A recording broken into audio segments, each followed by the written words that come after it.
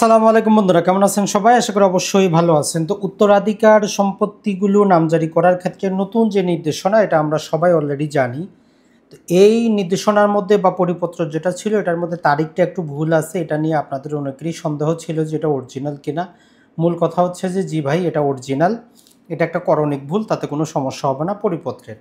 দ্বিতীয় কথাটা হচ্ছে এই পরিপত্রের যে সারমর্ম এবং এই পরিপত্রের মাধ্যমে আপনি নামজারি যদি করেন, কী কী কাগজপাতি লাগবে, কত টাকা খরচ হবে, কোন ওয়েবসাইটে গিয়ে কাজটা করবেন। তো মূল কথা হচ্ছে এই ওয়েবসাইট বলতেছে যদি কোনো উত্তরাধিকারী সম্পত্তি হয়, আপনার বাবার হইতে পারে, মার হইতে পারে, দাদার হইতে পারে, অথবা কোনো সূত্রে উত্তরাধিকারী সূত্রে আপনি যে সম্পত্তিগুলো পান, এগুলা দুইভাবে নামজারি হয়, মিউটেশন হয়, খারিজ হয়। একটা হচ্ছে যত উত্তরাধিকারী আছে সবার নামে একটা নতুন খতিয়ান সৃষ্টি হবে, সেইখানে সবার অংশগুলো উল্লেখ থাকবে যে কে কতটুকু পাচ্ছেন, আর প্রতি দাগে অংশ মোতাবেক সবাই মালিক থাকবেন। এখন কেউ একজন যদি একক নামে একটা দাগ চায় বা একক পছন্দের জায়গাগুলো চায়, তাহলে সকল উত্তরাধিকারীর মধ্যে একটা আপোষ বন্টন দলিল হবে, সেটা রেজিস্টার করবেন, তারপর পৃথক পৃথক নামজারির জন্য আবেদন করবেন। এ দুটা হচ্ছে এখন পর্যন্ত নিয়ম। আমরা যে জিনিসটি দাবি করি সেটা হচ্ছে, যেহেতু আমি উত্তরাধিকারী সূত্রে প্রতি দাগে দাগে মালিক, আমার অন্য যারা উত্তরাধিকারী আছে কেউ ভোটার আইডি দিচ্ছে না, তার নানা প্রকার সমস্যা হচ্ছে, এই জন্য প্রতি দাগে উত্তরাধিকারী যতটুকু মালিক অতটুকু যাতে খারিজ করা যায়, এটি চালু করা দরকার। এখন এটা করার জন্য আপনার সর্বপ্রথম প্রয়োজন হবে ওয়ারিশ সনদ। ওয়ারিশ সনদ আদালতে যাওয়ার দরকার নাই, আপনি এটা চেয়ারম্যানের কাছ থেকেই পাবেন।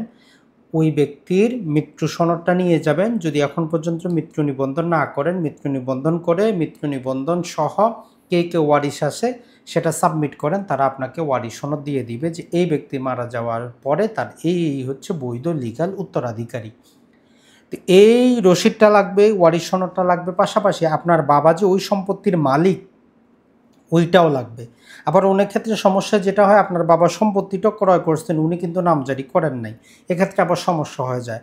তখন অবশ্যই আপনার বাবার নামে সেই দলিলটা, পূর্ব মালিকের খতিয়ানটা প্রয়োজন হবে, যে খতিয়ান থেকে জমিগুলো আসবে।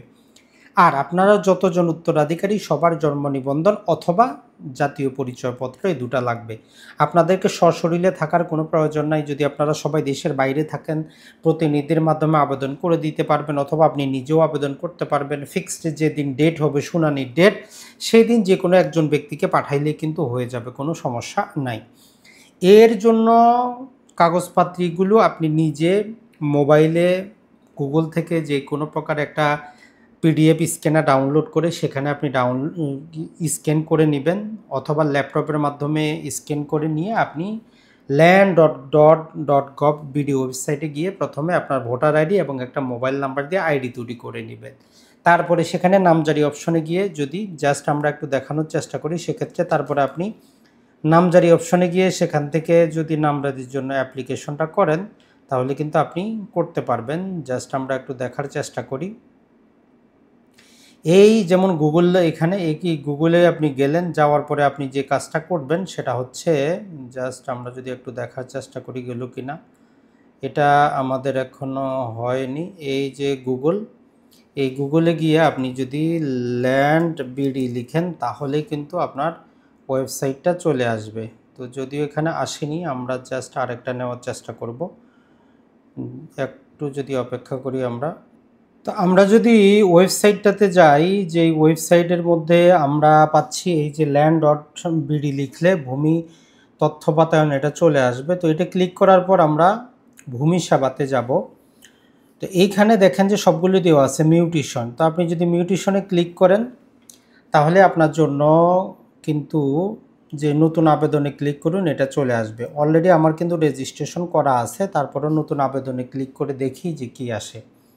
তো নতুন আবেদনে ক্লিক করার পর দেখেন আমার এখানে আইডি সহ দেওয়া আছে। তো এখানে এই মিউটেশন এবং ল্যান্ড ডেভেলপমেন্ট ট্যাক্স সব কিছু একসাথে আছে। তো আমরা মিউটেশনে যদি ক্লিক করি, আমাদেরকে দেখাবে যে কিছু বেসিক নিয়ম কানুন দেখাবে, যে কত টাকা খরচ হবে, কিভাবে পদ্ধতিটা হয়।